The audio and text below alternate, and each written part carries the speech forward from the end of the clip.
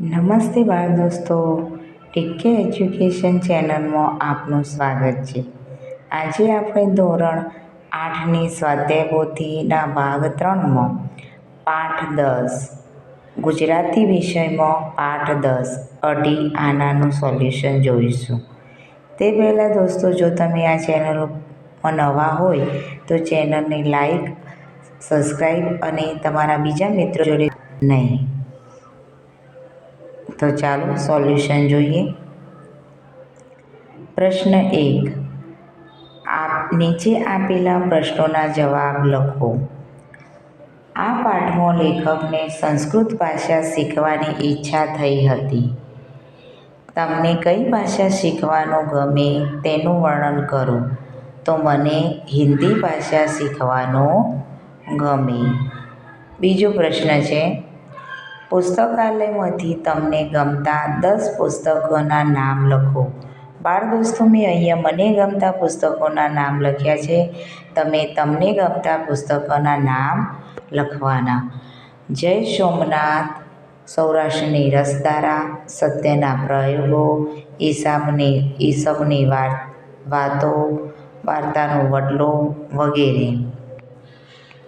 ત્રીજો પ્રશ્ન, તમારા મિત્રને તમે મદદ કરો છો? કેવી રીતે? તો હા, હું મારા મિત્રને મદદ કરું છું. તેને અભ્યાસમાં મદદ કરું છું. ચોથો પ્રશ્ન, લેખક સુરાપુરાથી નીકળ્યા અને વૃંદાવન પહોંચ્યા. તેની વચ્ચે કયા કયા સ્થળો આવ્યા હતા? તો લેખક સુરાપુરથી નીકળ્યા અને વૃંદાવન પહોંચ્યા તો તેની વચ્ચે ઊંઝા, અજમેર, મથુરા વગેરે સ્થળો આવ્યા હતા. પાંચમો પ્રશ્ન, તમારે કોઈ સંકલ્પ લેવાનો થાય તો તમે કયો સંકલ્પ લેશો? તો જવાબ, હું હંમેશા સાચું બોલવાનો સંકલ્પ લઈશ. હવે પ્રશ્ન 2, નીચે આપેલા વાક્યો સામે કૌંસમાંથી યોગ્ય અલંકાર પસંદ કરીને લખો.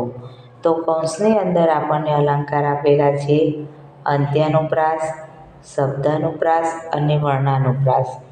અહીં આપણને 3 વાક્યો આપેલા છે. તો પહેલું વાક્ય, પ્રભુના એ પ્રેમ તણી પૂતળી રેલોલ. એમાં કયું આવશે? તો એ 2-3 વખત આવ્યું છે, એટલે કે વર્ણાનુપ્રાસ. બીજું છે, પાને પાને પોઢી રાત, તળાવ જંપુ કહેતો વાત. તો અંત્યાનુપ્રાસ. અને ત્રીજું છે, કાયાની માયામાંથી છૂટવા, ગોવિંદરાયની માયા કરો. તો શબ્દાનુપ્રાસ. હવે પ્રશ્ન 3, તમારા વિસ્તારની નદીને સ્વચ્છ રાખવા તમે શું કરશો? તો જવાબ, નદીમાં ઢોર ઢોકર ન નવડાવવા, લોકો કપડાં ધોતા હોય તો રોકવા, કારખાનાઓનો કચરો ન નાખવો, કપડાં વાસણ ન ધોવા વગેરે. પ્રશ્ન 4, નીચે આપેલા શબ્દોને શબ્દકોશના ક્રમમાં ગોઠવીને લખો. તો અહીંયા આપણને શબ્દો આપ્યો છે સંસ્કૃત, સુરપુરા, સ્વચ્છતા, સૌંદર્ય, સ્ટેશન, સ્વામી, સગવડ, સંચાલન, સમય અને સજ્જન.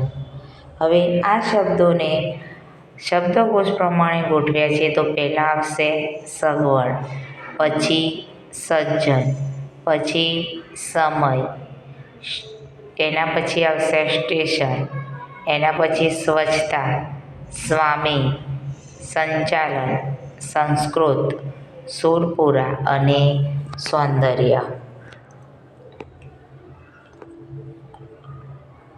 હવે પ્રશ્ન 5, નીચે આપેલા નકશામાં લેખક ઊંઝાથી વૃંદાવન ગયા હતા. તે રસ્તાનું અનુમાન કરી વચ્ચે આવતા સ્થળોના નામ લખો. ત્યારબાદ નકશાની નીચે ટૂંકું પ્રવાસ વર્ણન લખો. તો અહીંયા લેખક ઊંઝાથી અજમેર અને અજમેરથી મથુરા ગયા તે દર્શાવેલું છે. હવે લેખક પોતાના ઘરેથી ઊંઝા પહોંચ્યા. ઊંઝાથી ટ્રેનમાં બેસીને અજમેર પહોંચ્યા. અજમેરથી મથુરા પહોંચ્યા અને મથુરાથી રહી વૃંદાવન પહોંચ્યા. પ્રશ્ન 6. નીચે કેટલાક જૂના સિક્કાના ચિત્રો આપ્યા છે.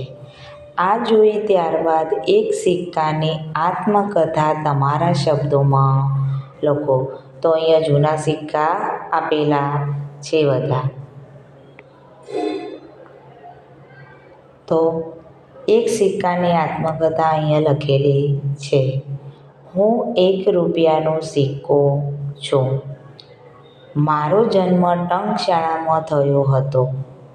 હું ઘણા લોકોના હાથમાં ફરી ફરીને થાક્યો છું.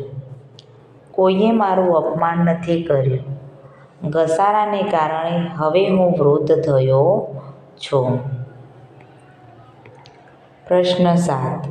નીચે આપેલા શબ્દચોરસમાંથી કૌંસમાં આપેલા શબ્દો શોધીને તેના ફરતે રાઉન્ડ કરી શબ્દ પરથી એક વાક્ય બનાવો. તો અહીંયા શબ્દો અહીંયા આપેલા નથી, પરંતુ શબ્દો આપેલા છે પાઠશાળા, બાલ્યકાળ, તાંત્રિક, નિસ્પૃહ અને પાથરણું. તો પહેલાં પાઠશાળાનું વાક્ય બનાવીએ. અમારી પાઠશાળા સુંદર છે. બાલ્યકાળમાં શિવાજી પરાક્રમી હતા. તાંત્રિક બધાને ડરાવે છે. ગાંધીજી નિસ્પૃહ સેવા કરતા હતા. બાળકો પાથરણું પાથરીને બેઠા હતા.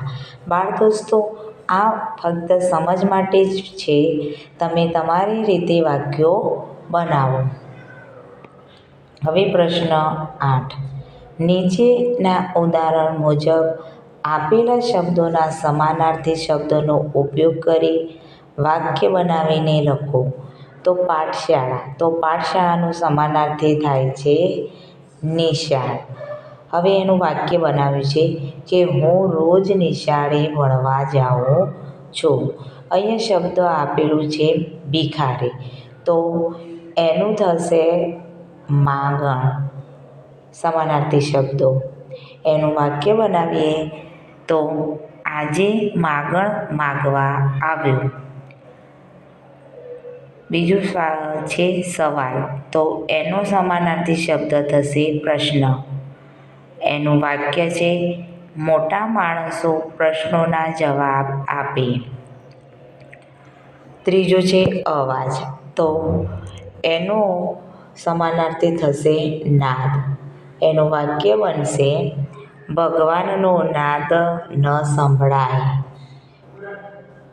પછી વાક્ય છે આંસુ. અશ્રુ એટલે એનું થાય આંસુ. એનું વાક્ય બનશે માતાના આંસુ હરખના છે. બાળ દોસ્તો, તમે તમારી રીતે વાક્યો બનાવી શકો છો. પ્રતિમા. તો એનો સમાનાર્થી શબ્દ થશે મૂર્તિ. એનું વાક્ય બનાવીએ તો મંદિરમાં સુંદર મૂર્તિ હતી. પછી છે પ્રખ્યાત. તો એનો સમાનાર્થી શબ્દ થશે પ્રસિદ્ધ. તો એનું વાક્ય થશે ગાંધીજી વિશ્વમાં પ્રસિદ્ધ છે. હવે પ્રશ્ન 9. કૌંસમાં આપેલા પૂર્વ પ્રત્યયનો ઉપયોગ કરી વિરુદ્ધાર્થી શબ્દ બનાવીને લખો.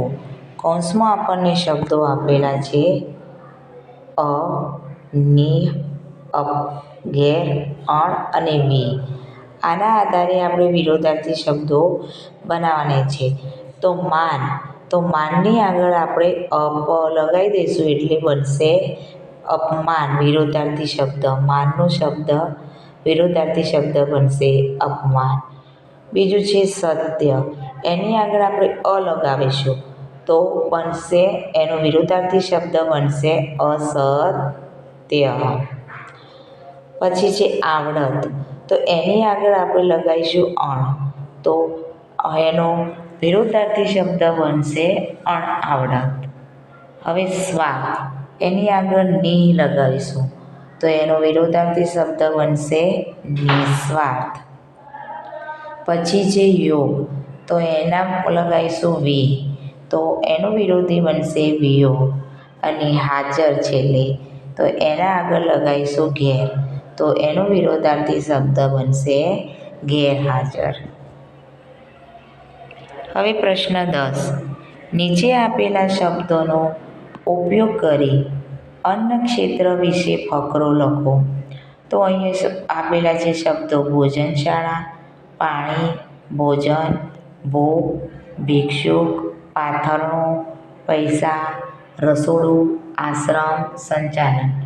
તો ફકરો બનાવે છે કે અમારા ગામમાં ભોજનશાળા છે, ત્યાં ભૂખ્યા લોકો ભોજન કરે છે. પાણીની વ્યવસ્થા ખૂબ સારી છે, બધાને પાથરણા ઉપર બેસાડી પૈસા લીધા વગર જમાડવામાં આવે છે. રસોડું નાનું છે, આશ્રમનું સંચાલન પાવજી બાપુ કરે છે. બાળ દોસ્તો, જો આ વિડીયો પસંદ આવ્યો હોય તો લાઈક, શેર અને સબસ્ક્રાઈબ કરવાનું ભૂલતા નહીં.